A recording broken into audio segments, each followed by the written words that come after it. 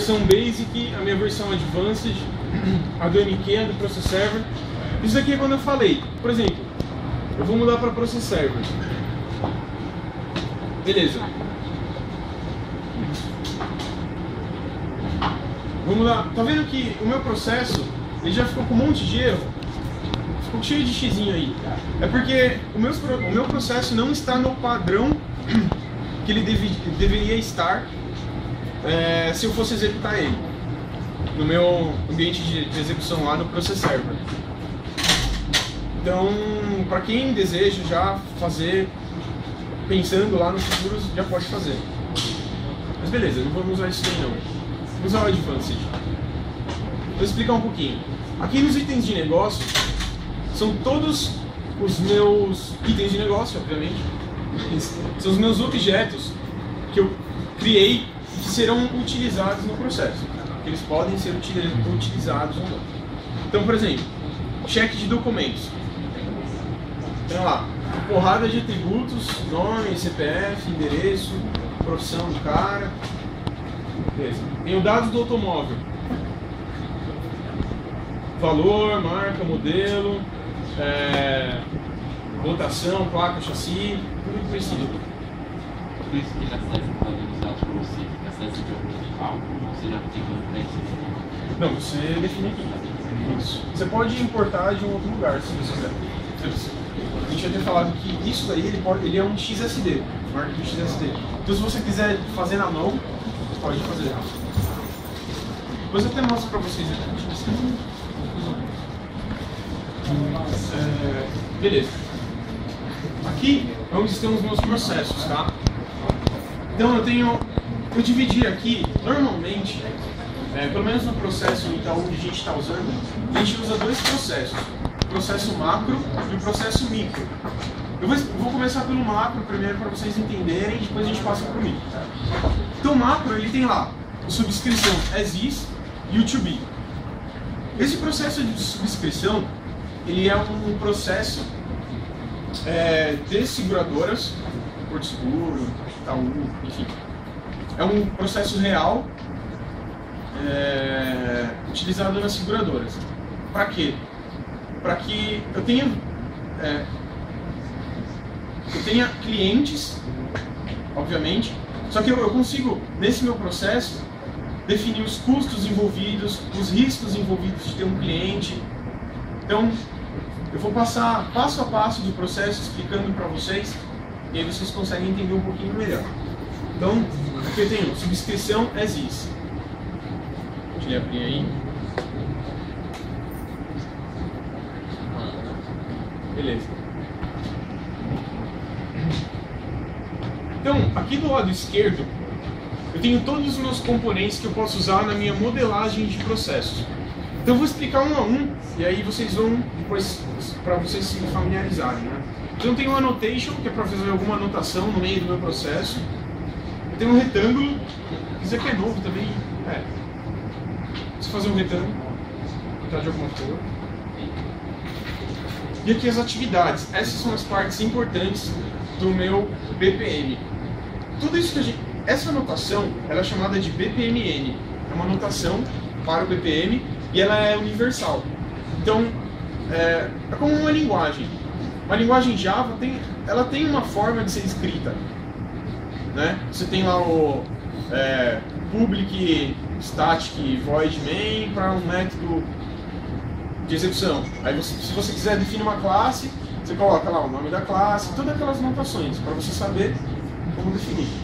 O BPM é a mesma coisa. Eu tenho alguns padrões de definição dele. Então, aqui eu tenho uma task. Isso aqui é uma tarefa automática. Então, é uma tarefa sistêmica que você desenvolveu alguma coisa nela. Um exemplo pode ser, sei lá, envio de notificação. Pode ser uma tarefa automática. Ele vai fazer alguma coisa lá. Não sei o que, eu sei que ele vai enviar uma notificação. Eu tenho uma tarefa humana. Essa tarefa humana, ela sempre está relacionada a uma interação de um ator. Então, alguém vai ter que acessar essa minha tarefa humana Normalmente pode ser o quê? Uma tela Java, pode ser um formulário, pode ser alguma coisa assim, que tem uma interação humana. O processo ele não segue até eu completar essa tarefa humana. Então o processo vai ficar parado lá, tem uma tarefa humana pendente. Um exemplo. Um exemplo está aqui, ó. Cadastrar dados no sistema. Quem que vai fazer isso daqui? Tá vendo aqui embaixo? Analista de cadastros. Aqui está um nome mais extenso, mas é basicamente um analista que vai cadastrar os dados ali no sistema. Então, quando o processo ele estiver em execução e parar nessa tela, ele vai ficar ali até alguém terminar essa tarefa.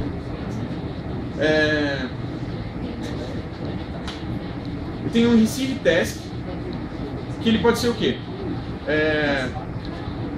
Eu posso receber alguma mensagem aí. Mas para definir assim, alguma mensagem de e-mail, alguma mensagem, sei lá, o processo ele vai ser startado com uma mensagem específica. Então eu uso essa tarefa. Eu tenho um business rules task, que o que ele faz? Ele faz assim, ó. Eu defino algumas regras aqui dentro para que ele possa tomar algumas decisões. Por exemplo, eu preciso definir um perfil de um cliente. Então eu tenho um cliente lá, um cliente do banco. Ele é cliente gold e cliente premium. Como que eu vou saber isso daí? Eu vou saber dependendo da faixa salarial do cara. Então, sei lá, o cara ganha até R$2.000, ele é prata. Se ele ganha até R$5.000, gold. Então eu posso definir isso daí na minha business rules. Como? Sabe, se estão vendo esses itens de negócio aqui? Então eu tenho lá, cheque de documentos. Deixa eu ver. Acho que aqui não vai ter para salário. Mas enfim, eu posso definir lá a assinatura do cara. Sei lá, o cara ele quer só seguros de terceiros. Ou ele quer um seguro completo. Então eu consigo já definir isso na minha regra. Isso daí são variáveis. Esses campinhos aí, ó, nome, CPF, são variáveis. Então eu posso preencher essas variáveis de acordo com uma regra já definida. Que onde eu defino isso daí, os business rules. Aqui eu posso criar um processo, um subprocesso, melhor dizendo. Por quê? Porque dentro de um processo eu posso chamar outro processo. Isso daí é a grande sacada também do BPM. Eu não preciso criar um processão enorme e aí, fica difícil de você ler, porque, caramba, imagina um processo assim de, sei lá, 200 páginas. É muito ruim de você ler. É muito mais fácil quando você divide o seu processo em subprocessos, pequenas partes. Então, sei lá, eu tenho um processo de análise de cadastro. Dentro desse meu processo de análise de cadastro, eu tenho lá toda a minha regra, meu processo. Só que quem chama essa análise de cadastro? É um outro processo pai. Então a gente chama de processo pai e processo filho. Esse processo pai pode ser um processo geralzão, assim, macro, pode ser abertura de conta corrente. Então esse processo de abertura de conta corrente pode chamar um subprocesso de análise de crédito. Análise de conta. Então essa é a sacada do BPM.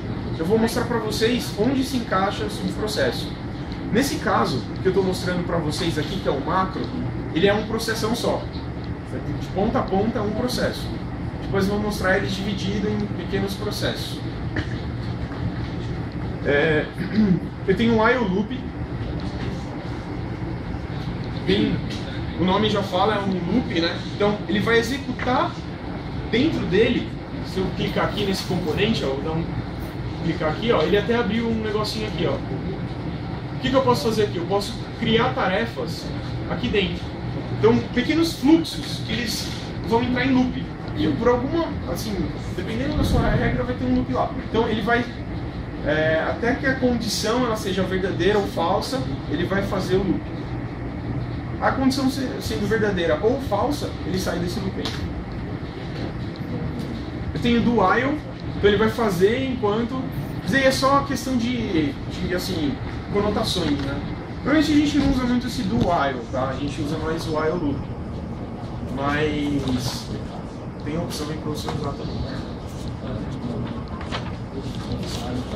Eu tenho o for loop também. Isso aqui é uma coisa nova dessa versão. Por exemplo, abertura de conta correntes. De conta corrente? Não, melhor. Eu preciso pagar faturas. Tenho lá a minha área de pagamento de faturas lá. O que acontece? O meu analista de pagamentos, ele pode receber uma porrada de faturas. Pode receber um bloco assim de faturas para ele pagar. O for loop, ele faz o quê? Ele faz, em vez de ele jogar assim, ó, toma todas as faturas, faz tudo de uma vez, não. Ele manda fatura por fatura.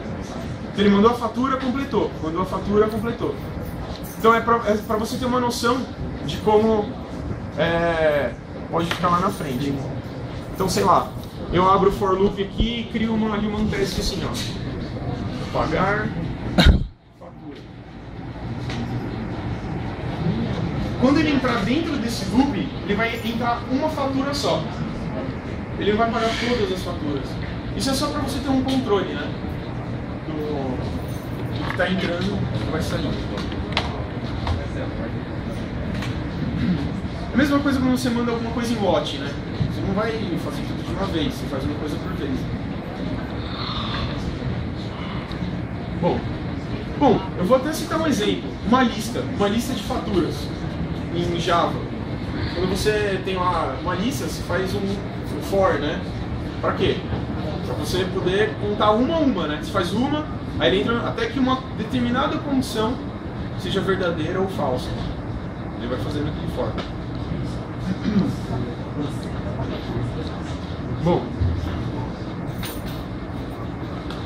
gateways. Esses aqui são alguns caminhos aí que o processo pode tomar. Então, eu tenho lá uma simples decisão. O que eu posso colocar aqui?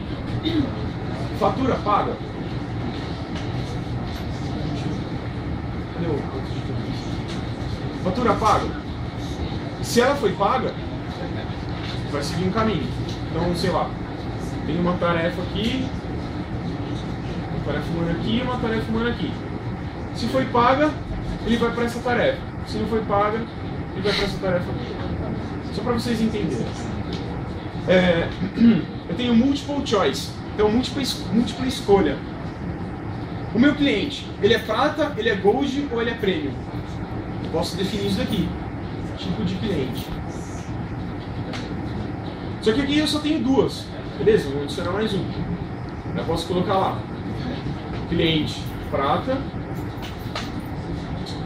enfim, cliente gold e cliente premium. Para determinado cliente eu posso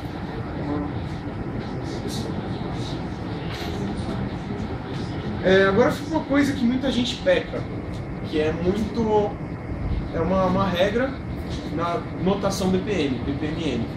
Quando eu abro uma decisão simples, eu preciso fechar ela em algum lugar. Isso é uma regra. Porque imagina, eu abro várias coisas, depois, caramba, e agora? Aquele monte de linha passando assim. Então, toda vez que eu abro uma decisão simples, eu uso um merge. Que ele vai ligar. Então, por exemplo, decisão A, eu coloquei uma atividade aqui. Se sim, aí ele vai e fecha em algum lugar. Se não, ele passa direto. Eu preciso fechar em algum lugar. Isso daí também é usado para o multiple choice. O merge, ele pode também criar mais outputs, né? Saídas, né? Então, fica uma dica aí para quem modela ou para quem vai modelar processo, ficar atento a isso aí. Eu tenho o fork. O fork, ele é para quando eu preciso que meu fluxo siga paralelamente. Eu preciso que ele siga em dois caminhos ao mesmo tempo. Eu uso esse cara aí. E a mesma coisa, aquela mesma regra, eu tenho que usar um join. Notem que é diferente o símbolozinho, ele tem uma cruzinha no meio, que é exatamente para diferenciar do outro, né? Muito bem. Tem alguns dados, então tem repositórios que eu posso, sei lá, gravar numa base de dados, a fatura. Então eu consigo colocar esse carinha aqui lá, e aí eu posso colocar lá o banco de dados de faturas, por exemplo. Eu tenho um map que ele é útil para mapear campos de entrada. Então, por exemplo, eu tenho um campo lá do tipo, sei lá, do tipo string. Eu tenho uma entrada. Eu tenho lá o cheque de documentos. O cheque de documentos aqui, ele está entrando nesse map. Só que eu preciso converter os dados que tem lá dentro. Eu faço isso pelo map. Eu consigo mapear esses atributos. Não é muito utilizado, mas beleza. Aqui eu tenho algumas outras regrinhas também. Eu tenho o start, que eu posso startar o processo por aqui. Nesse caso, não sei se vocês conseguem ver, mas eu não estou usando o start. Não é necessário. Normalmente a gente usa o start para quando a gente tem um subprocesso. Ele precisa a partir de um start, né? Mas isso é só uma regra também do BPM, né? E a ferramenta permite você fazer uma regra. O end, que é para finalizar um processo. Um fluxo. Por quê? Porque eu posso ter um fork lá com dois fluxos em paralelo. Só que esse daqui eu quero que ele termine em determinada situação. Eu uso esse end, que ele termina só esse caminho continua. O terminate, ele termina o processo é encerrado. Se ele for para um caminho lá, ele termina, não poder fazer mais nada. Eu tenho algumas outras notificações aqui, posso colocar um tempo, por exemplo, eu quero que o processo espere 30 minutos. Por quê? Porque, sei lá, eu preciso fazer uma busca num sistema, ou sei lá, a cada um dia ele faz uma leitura no banco de dados lá, para buscar alguma informação. Isso aqui é uma coisa mais técnica também, tá? Mas pode ter, por algum motivo você pode usar para o seu negócio.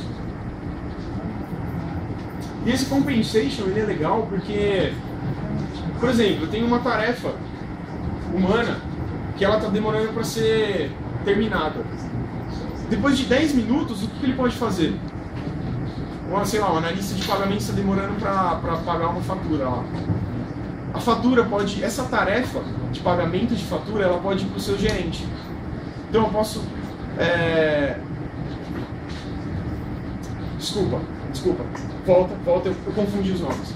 Compensation, ele compensa. Então, por exemplo, passou 10 minutos, ele fala assim, demorou, volta para o fluxo e faz de novo a tarefa aí, uma tarefa anterior. Então ele permite você fazer isso daí. Ele tem um evento, né? Então eu posso definir um evento para, sei lá, essa tarefa aqui e falar, compensa essa tarefa depois de tanto tempo. Bom, então eu vou explicar um pouquinho o processo aqui. Ele não é muito grande. Eu acho que dá para entender bem. Deixa eu só fechar ele. Eu vou abrir ele aqui.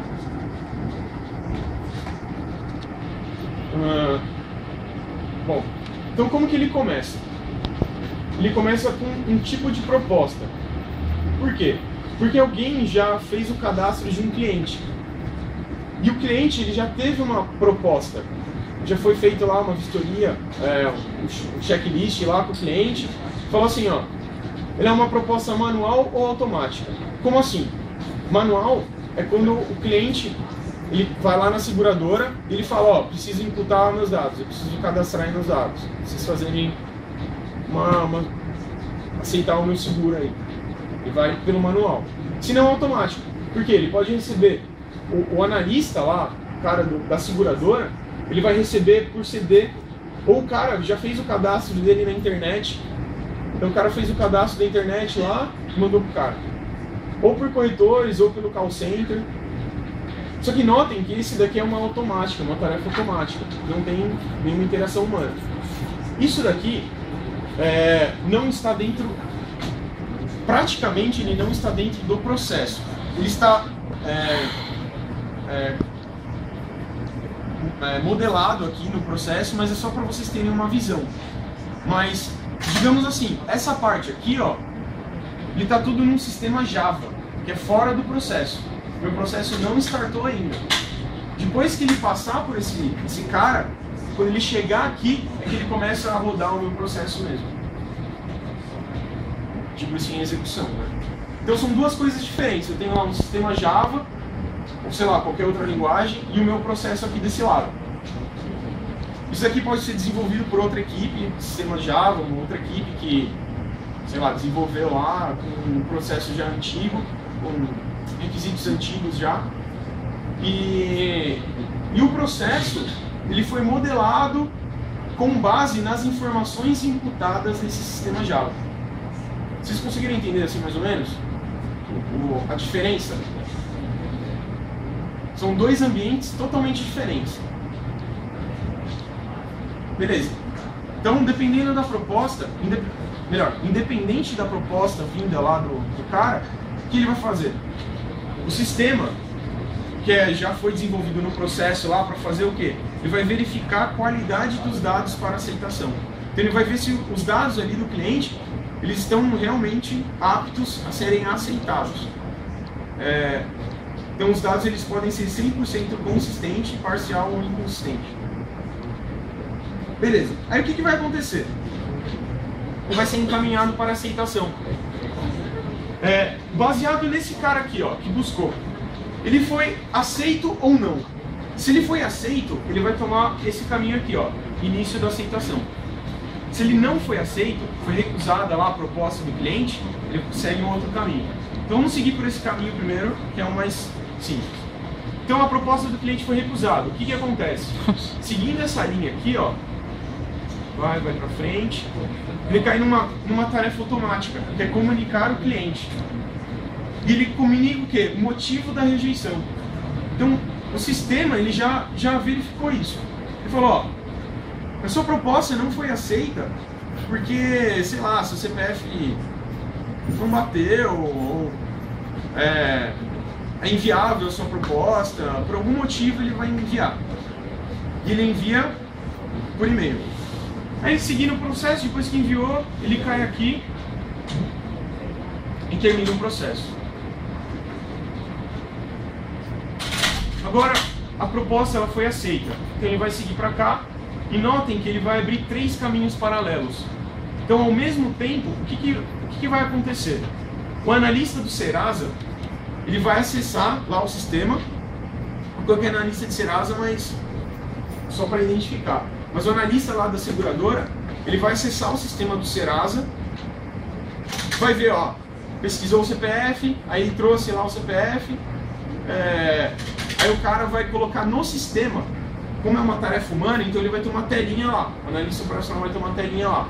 Ele vai colocar o resultado, tá vendo mais um pouco? O resultado foi ok ou não?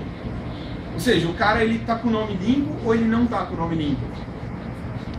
Se ele não estiver com o nome limpo, cai para uma outra tarefa humana, que é do gerente. Então agora não é mais o analista que vai decidir, agora vai ser o gerente.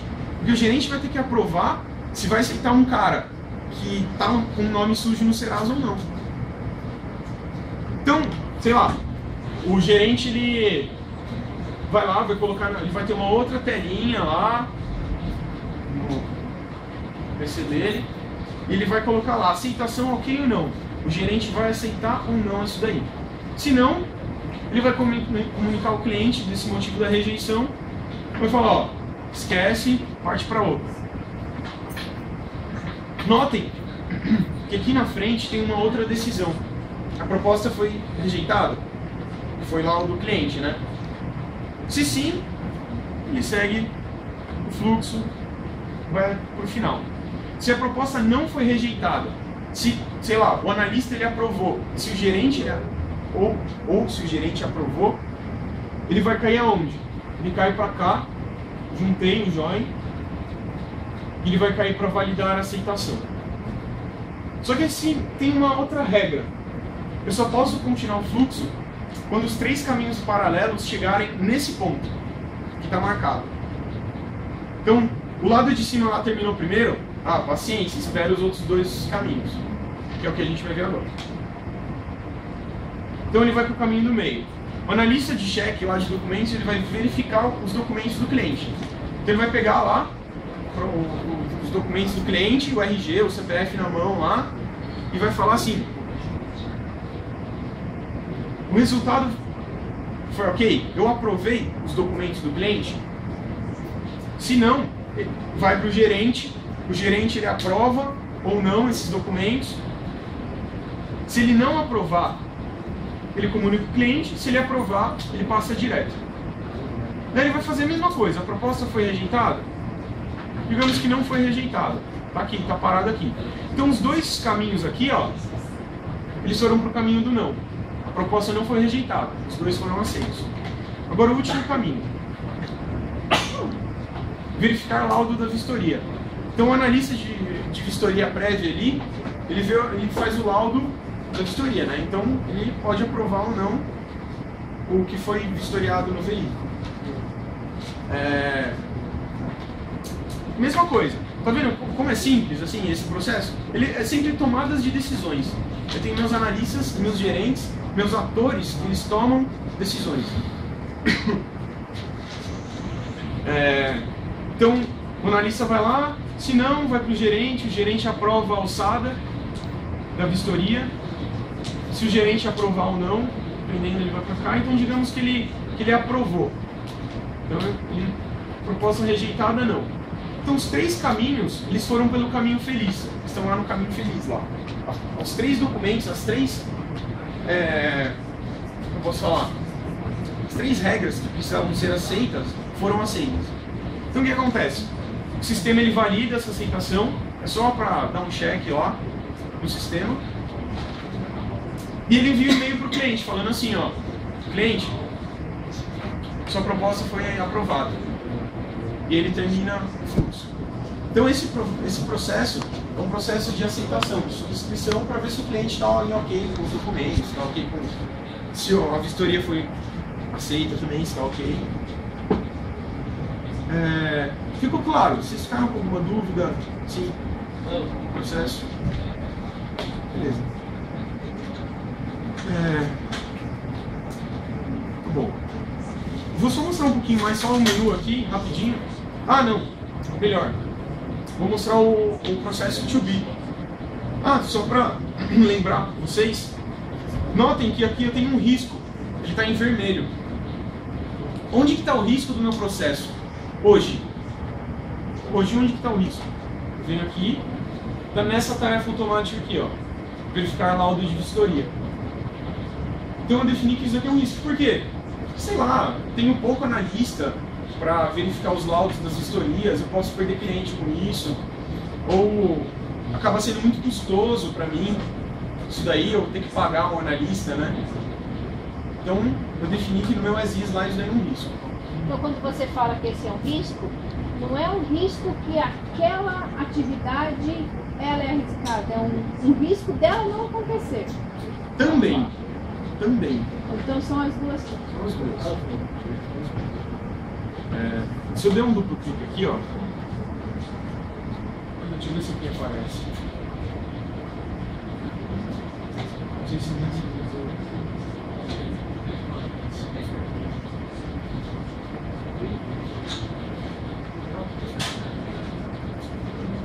bom, aqui não vai aparecer, mas depois eu mostro. Comecei a responder. Beleza. Agora o to be. Como que eu quero que o meu sistema fique? Ele não teve grandes impactos. Vamos ver onde que ele mudou. Até aqui é a mesma coisa. A única coisa que eu fiz, cada papel eu pintei de uma cor diferente. Tem umas cores que são iguais aqui, mas tudo bem. Então assim, toda tarefa humana que veio com uma cor diferente é porque ela é específica de um papel. Então aqui, beleza, o analista ele vai receber a proposta e tal.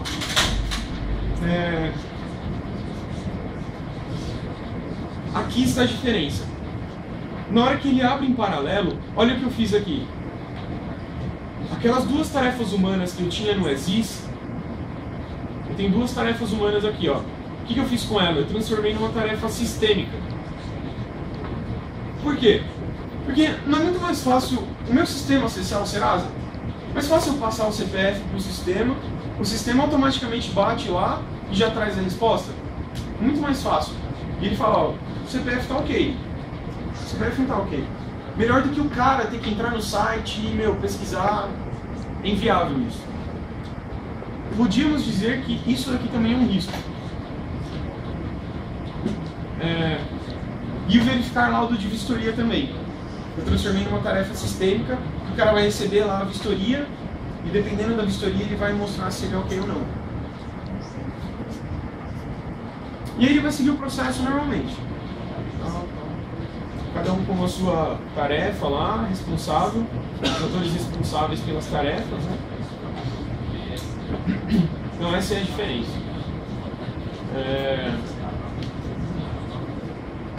Esse é o processo macro. Por que macro? Porque eu tenho lá uma linguição só. Processo só. O pessoal fala linguição, aqui é uma coisa só. Vamos ver como que a gente consegue melhorar esse processo. Notem que no meu processo eu posso dividir ele por algumas partes. Por exemplo, aqui ó, acessar o sistema do Serasa. Tá vendo que é um fluxo só para o Serasa? Eu tenho lá, acessar o Serasa, o gerente tem que aprovar o negócio do Serasa e comunicar ao cliente do Serasa. Eu não posso colocar tudo isso num processo só, num subprocesso? Posso. Assim como eu posso colocar tudo, toda essa parte aqui do meio, que é a verificação dos documentos do cliente num processo só. E também num laudo da vistoria, verificar laudo de vistoria.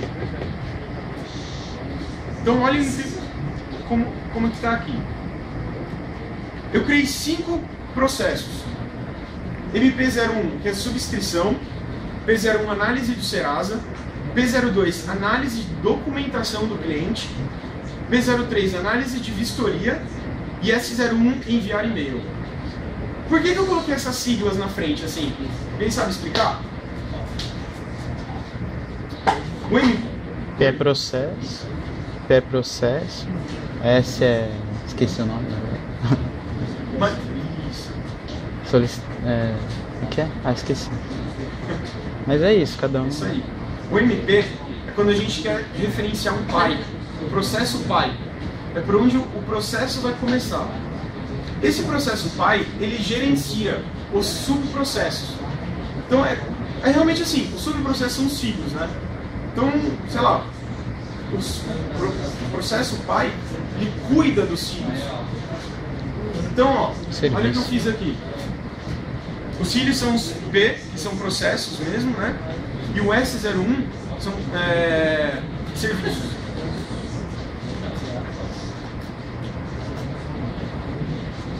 Pode ser também subprocesso, né? Mas a gente está usando aqui como serviço. Então, MP01. Vocês conseguem notar que eu não tenho essas duas tarefas aqui, ó? Cadastro dos sistemas, dos dados do sistema e recebimento da proposta. Aqui. Eu não tenho ela. Porque, sistemicamente, isso daí está em outro lugar. Está num outro sistema. O input que vem aqui é o output desse cara aqui. Então a proposta vai entrar inteira aqui já. Vocês podem ver que eu tenho proposta aqui, ó. Isso aqui é um item de negócio que está passando no meu processo. Então vamos lá. Item de negócio. Proposta. Se eu abro essa proposta, olha o que eu tenho. Eu tenho os dados da proposta do cliente, dados do automóvel, dados do perfil do condutor, dados de cobertura, dados de pagamento. Então tudo isso daí é uma proposta. Faz parte da proposta. Então eu estou passando aí no meu processo. O que ele faz? Ele verifica, ele encaminha para a aceitação. Até aqui, ele está igual essa parte aqui, ó. Encaminhar para aceitação. O que muda? Os outros 3 processos. análise do Serasa, análise de documentação do cliente e análise de vistoria. Então, se eu abrir essa análise do Serasa aqui, ó, isso aqui é um subprocesso, né? Então, se eu abrir ele aqui, ó, Launch Global Process Editor, eu tenho lá, acessar o sistema do Serasa. Se o cara ele foi aprovado, ele vai cair aqui, tal, vou passar, vai enviar e-mail. Então, eu simplesmente resumi o meu processo, para ele ficar de uma forma visivelmente mais fácil. Só que essas siglas que eu coloquei, a gente costuma usar, porque quando a gente vai desenvolver o processo, a gente tem que usar algumas siglas, né? Para ficar até mais fácil de você visualizar e tal. Então por isso que a gente usa MP01, P01, P02. E você pode criar o nome que você quiser. Então beleza. Então vamos lá. O processo está seguindo. Ele entrou aqui para análise do Serasa. Na análise do Serasa, ele vai passar a acessar o sistema, tal, fazer tudo o que ele tem que fazer. A proposta foi rejeitada? Não, ela não foi rejeitada. Então eu aceitei uma variável, proposta rejeitada igual a falso. Só aceitei uma variável lá, que eu sei que eu vou ter que usar em algum momento. E ele parou aqui. A mesma coisa para os outros dois processos. Não vou mostrar porque fica bem simples, né? Mas eu só separei. Uma coisa legal, lembra do envio de e-mail? Eu criei um serviço para ele. Então, em vez de eu criar lá uma tarefa sistêmica para cada vez que eu tenho que comunicar ao cliente, coloquei lá, enviar e-mail. Como que eu vou saber que eu vou enviar e-mail naquele determinado momento? Lá dentro do enviar e-mail eu tenho codificado isso. Então eu sei o que eu tenho que mandar na hora certa, porque já está codificado no enviar e-mail. Então eu sei quando eu tenho que enviar um e-mail de reprovação do Serasa, eu sei quando eu tenho que enviar um e-mail, quando os documentos do cliente foram rejeitados. Eu tenho tudo isso já implementado nessa tarefa que é enviar e-mail. Então eu criei ele num serviço aqui. Beleza. Uma dúvida que eu tenho desde o começo já tem essa proposta. O que eu não entendi é por que em toda a continuação tem proposta, já não está subentendido que é a proposta? Por que tem depois repetido? Então, pode ter casos em que entra uma proposta e sai uma fatura. Então, mas quando não foi esse caso, pra quê? É mais por causa do BPM mesmo. É como ele... tá, porque, entendi. assim, é como ele pede que você coloque, mas... Tá.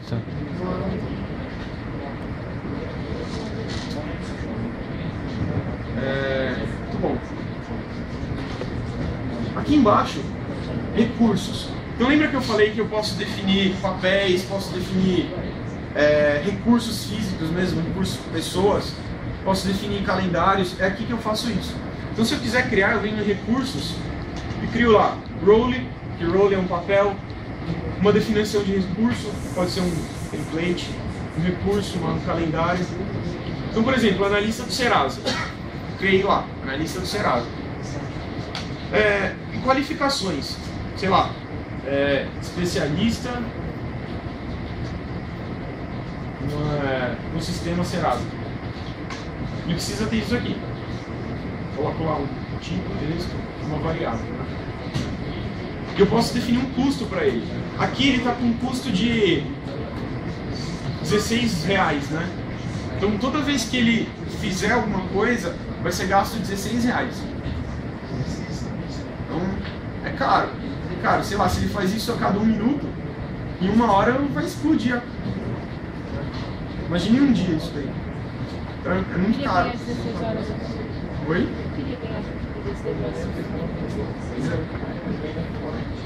Cara, isso aqui, o analista do Serasa eu só estou usando no meu Exist, porque no meu 2B eu não estou usando, porque é uma tarefa já sistêmica. Então notem, eu não vou mais gastar R$16 toda hora que o cara, né? Vou gastar, sei lá, deixa eu ver se aqui tem. Eu acho que aqui não foi definido isso. Mas eu posso definir um serviço lá, que é o serviço do Serasa, e eu posso colocar centavos para ele. Então, em vez de definir um papel, eu defino um serviço e ver quanto que o serviço gasta. Sei lá, um serviço deve ser centavos, então olha a diferença que tem. Além do que é muito mais rápido, né, um serviço. Às vezes acaba sendo melhor para o processo, né? Bom, disponibilidade. Então notem que a disponibilidade dele é numa jornada de trabalho. Como assim? Aqui ó, jornada de trabalho, eu criei um calendário. Aqui eu defini o quê? Que o dia dele vai ser um dia, né? 9 horas, duração de 9 horas. Só que o que acontece? Eu tenho intervalos, que são essential periods, né? Então eu coloco lá, horário de almoço, vamos lá, horário de almoço, 1 hora. Então eu tenho 1 hora de horário de almoço.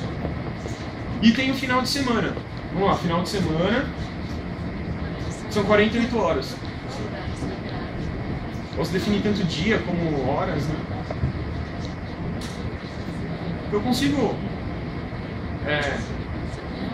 visualizar isso daí, né? Bom, aqui eu posso criar alguns recursos, tá? Então aqui eu tenho o book e tenho o individual.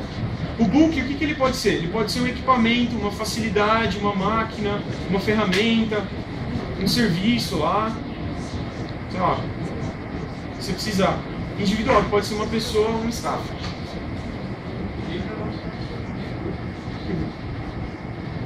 Se você quiser criar uma. Beleza. Organizações. Organizações eu faço árvores, né? Posso criar hierarquias de empresa. Então eu posso lá começar pelo gerente. Como o que eu faço no Visio, o que eu faço no EA, eu posso criar lá hierarquia, uma árvore de funcionários, né? Classificadores aqui eu classifiquei um risco, né? Posso colocar uma cor para ele, documentar o risco, risco muito caro, sei lá. E posso colocar alguns arquivos, posso anexar alguns arquivos aqui.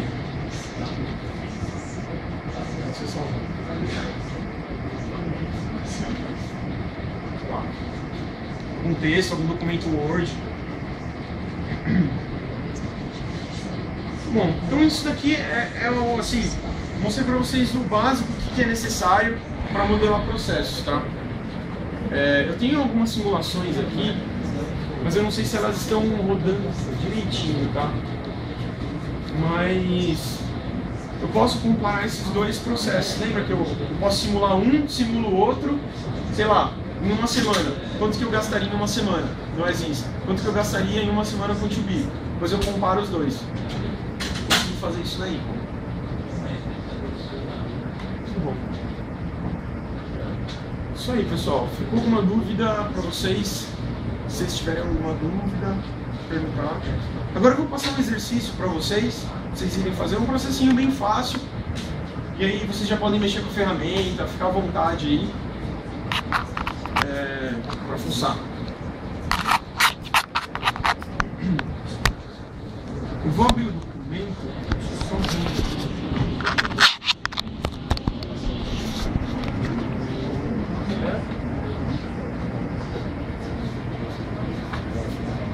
Eu não copiei. Vou ver amanhã. Vou ver amanhã. Deixa eu ver se eu tenho acesso.